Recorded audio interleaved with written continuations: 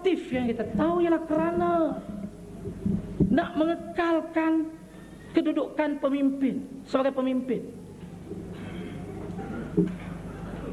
Inilah yang disebut oleh Syekh Dr.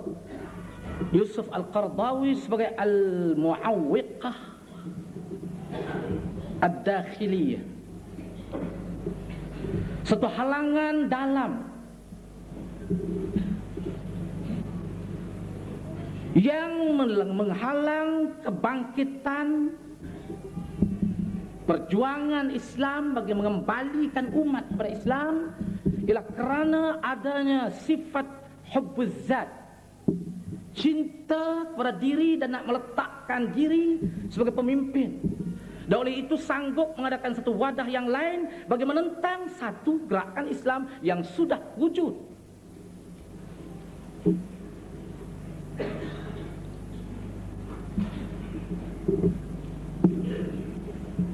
Maka dengan sebab itu kita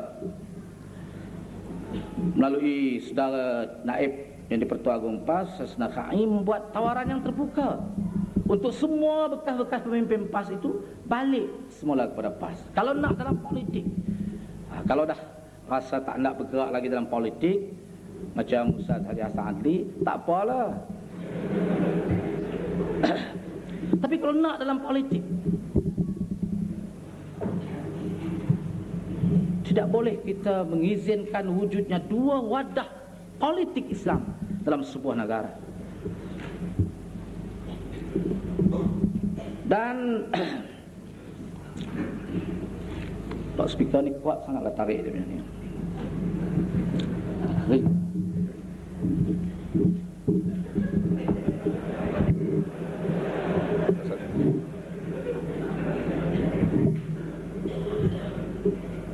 Apa ni kuat ni tarik. Tak tahu yang tu. Ni.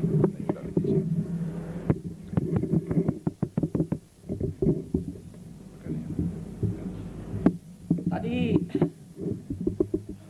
Ustaz Haji Hassan Adli mengatakan kita umat Islam ni kecil.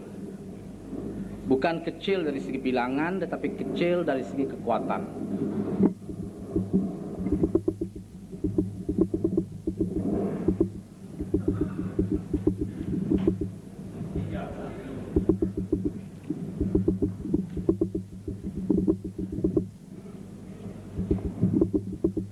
Kecil dari segi kekuatan, dan orang melihat kita umat Islam ni sebagai satu kuasa yang kecil.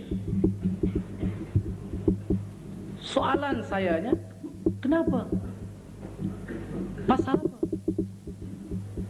Pasal apa kita jadi kecil sedangkan kita besar?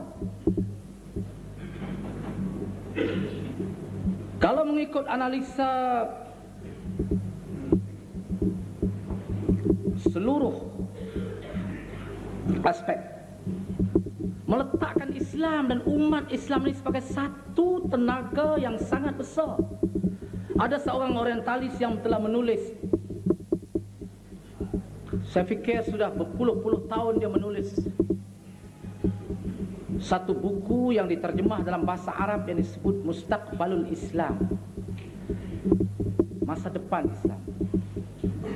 Dalam buku itu dia menyatakan bahawa ada 3 kekuatan. Dia mengingatkan orang-orang Eropah, orang-orang Barat, mengatakan bahawa umat Islam ini jangan kamu sangka mereka itu mati. Mereka cuma tidur saja. Dan biasanya orang yang tidur dia akan bangun semula, walaupun dah tua.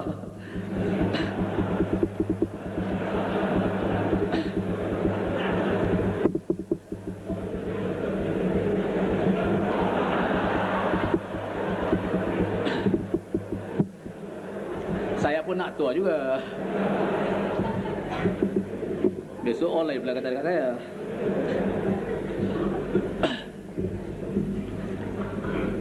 Ada 3 kekuatan. Dia kata kamu mesti ingat, umat Islam satu hari akan bangun semula. Dia ada 3 unsur penting kekuatan umat Islam. Pertama, al-basatah fil aqidah. Al-basatah fil aqidah.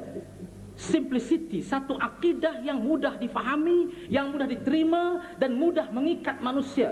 Dengan menyatakan la ilaha illallah Muhammadur Rasulullah, Islam meletakkan seluruh manusia yang menerima syahadah ini sebagai satu umat. Ini satu kekuatan yang akan dapat menyatukan umat Islam dari timur sampai ke barat, dari Tanjak sampai ke Malaysia, sampai ke Korea. Ini satu kekuatan. Yang kedua adalah as-sarwat al-iqtisadiyah, satu kekayaan ekonomi yang sangat mantap.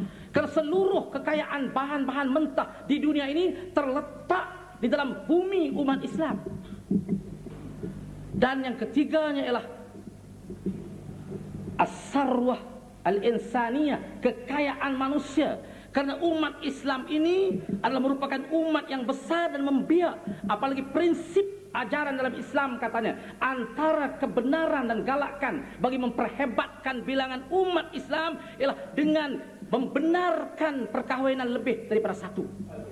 Ini dinyatakan oleh orientalis. Sebab itulah orientalis memperburukkan konsep ta'addud zaujat, bilangan poligami, karena dia takut kepada perkembangan kekuatan manusia, manpower yang dilahirkan oleh Islam.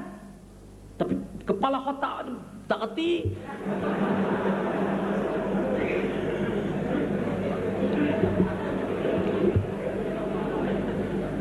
Jadi ini tiga kekuatan, tiga syarat yang meletakkan umat Islam ini sebagai satu kuasa besar di dunia.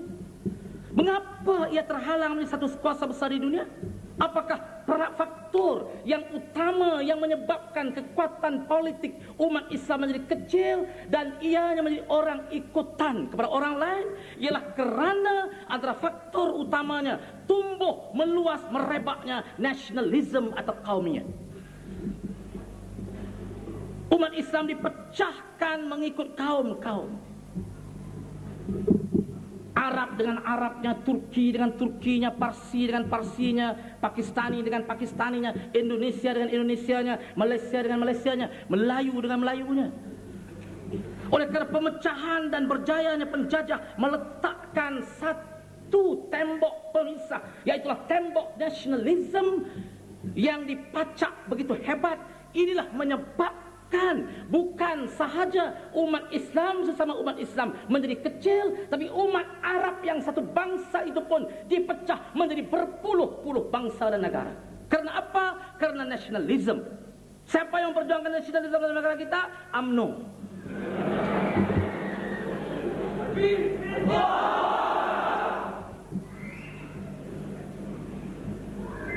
Orang UMNO dia hambat hantu dengan petikan merdeka.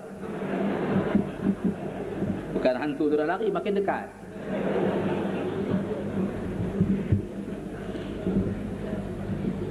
Jadi ini sebab dia. Sebab itulah tembok-tembok nasionalisme ini kita mesti kikis. Kerana dialah menjadi faktor memperkecilkan kekuatan umat Islam.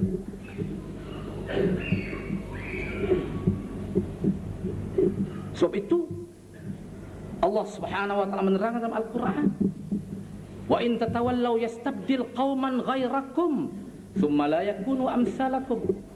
Kalau kamu berpaling meninggalkan Islam, kaum lain akan mengambil tempat kamu.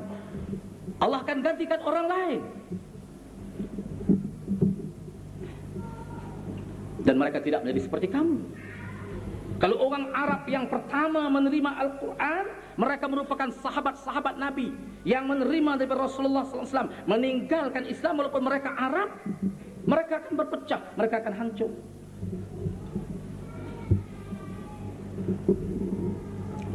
Nah, jadi karena itulah kita mengajak kepada wahdah